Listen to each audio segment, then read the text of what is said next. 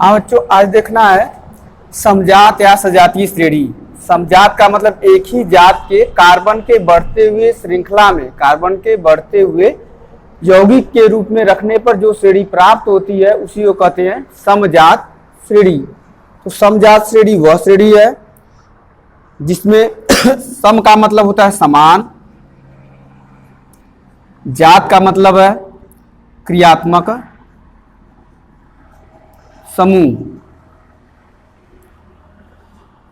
मतलब समान क्रियात्मक समूह का कार्बन के बढ़ते हुए संख्या के आधार पर यौगिकों का जो श्रेणी बनाया जाता है उसी को कहते हो समजात श्रेणी। या तो ऐसे कहा जा सकता है कि एक ही क्रियात्मक समूह के CH2 के बढ़ते हुए क्रम में यौगिकों को रखने पर जो श्रेणी प्राप्त होती है उसको समजात श्रेणी कहते हैं।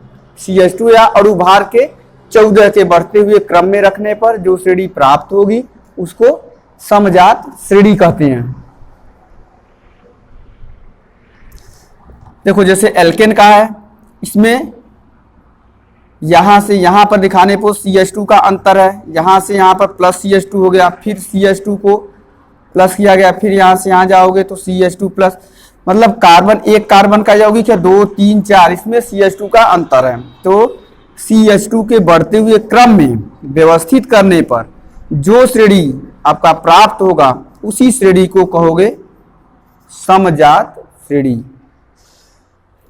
या अणुभार के 14 के अंत, और 14 कहां से आता है, यह CH2 कार्बन का 12 है प्लस CH2 है 2 प्लस 14 का अंतर होगा। जितना अणु दो क्रमागत क्रियात्मक समूह एक निश्चित क्रियात्मक, जैसे यहाँ एल्केन का है, एक कार्बन यौगिक 2 carbon methane, ethane, propane, butane, pentane, hexane, heptane, octane है।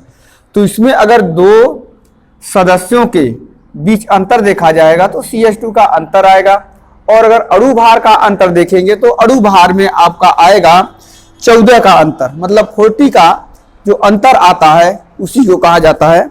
इसके फल जो श्रेणी मिल रहा है इसको हम कहेंगे समजात श्रेणी। जैसे आप यहाँ पे देखेंगे एल्कोहल का श्रेणी है, एल्कोहल का है तो एक कार्बन का एल्कोहल CH3OH होगा, 2 कार्बन का C2H5OH होगा, 3 कार्बन का CH3H7OH होगा, और 4 कार्बन का होगा C4H9OH होगा, और 5 कार्बन का C5H11OH होगा, और 6 कार्बन का C6H13OH होगा।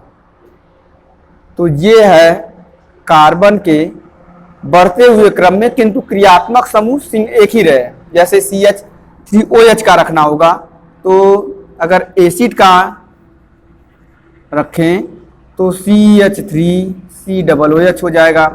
2 कार्बन का है CH या C2H5COOH हो गया, C3H7COOH हो गया, C4H9COOH हो गया, और C5H11COOH है, C6H13COOH हो गया। तो इसमें सब में जो अंतर है वह CH2 का है। ये तो सब में समान है। क्रियात्मक समूह आपका क्या मिल रहा है, क्रियात्मक समूह एसिड का है, एसिड हो गया। अब यहाँ पे जो एल्किल समूह है वो बढ़ रहा है, केवल एल्किल समूह, 1 कार्बन का एल्किल समूह, 2 कार्बन का, 3 कार्बन का, 4 5 6, या तो अणुभार के आधार पे देखोगे तो 14 का अंतर मिलेगा। जैसे इसमें देखा जाए तो सब OH है, मतलब क्रियात्मक समूह एक ही रहे। यह है एल्कोहल, और यहाँ पर CH3 हो गया, C2H5, C3H7, C4H9, C5H11, C6H12 हो गया। तो ये है कार्बन के बढ़ते हुए क्रम में एक ही क्रियात्मक समूह का यौगिक रखने पर जो श्रेणी मिलेगा वह श्रेणी कहा जाएगा समजात श्रेणी। इसमें CH2 का अंतर होता है और 14 और परमाणु और भार के आधार पर अंतर होता है। और इसमें अगर देखा जाए गुण तो लगभग इनका समान रहे, OH के आधार पर इनका रासायनिक गुण समान रहेगा। कुछ इनमें एल्किल समूह के आधार पर कुछ भौतिक गुण इसका बदलता है।